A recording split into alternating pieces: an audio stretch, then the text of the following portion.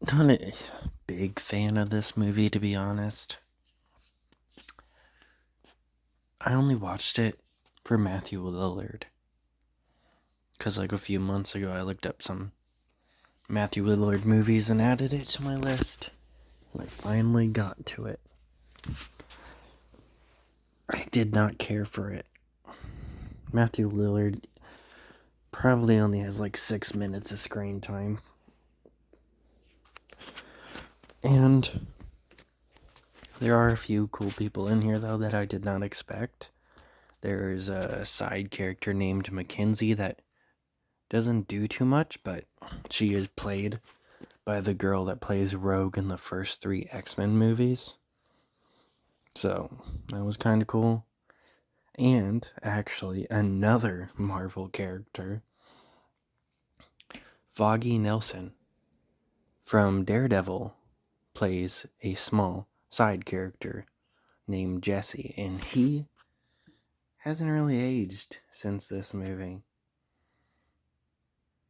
Yeah, not in many of the photos, since, like I already said,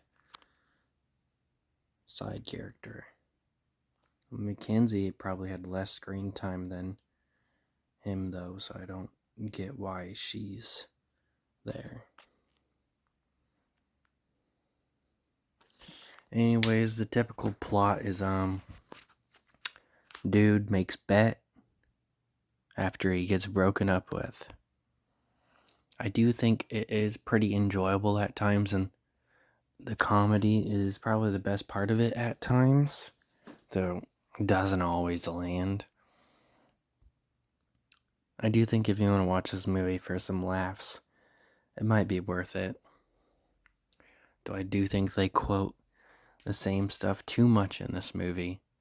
There was at least 4 times in this movie where they repeated something that happened earlier in the movie, but a different character said it. Whoa. Like, okay.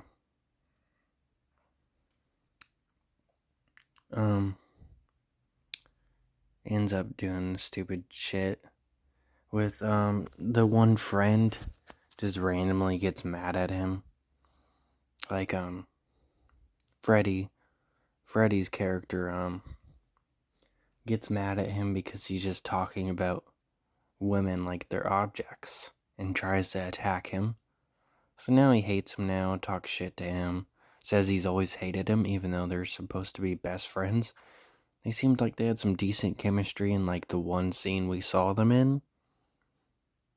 So, well, there was 2 scenes, but the first scene was really the only one where they actually had a bit of chemistry. Because he just really did not have a big role in the movie. And then he hates him, so he brings up the bet. They quit being friends. Then he tries to sleep with her, and she blows a horn in his ear off screen because apparently he tried to rape her, but she still hopes he's okay. And then they have a joke when everybody's graduating that he can't hear when he's being called.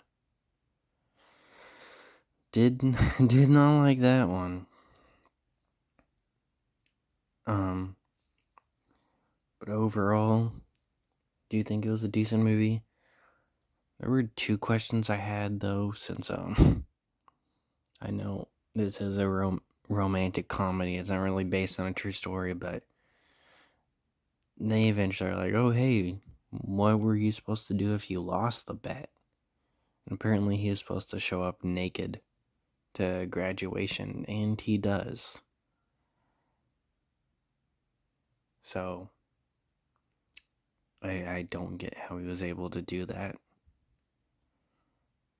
And then, some of the people clearly went to prom without dates, but I always thought that you had to go to prom with a date. Because when I went to prom, I had a date. But Jesse is sitting at a table alone. We never see him come in with someone. And Taylor just comes in.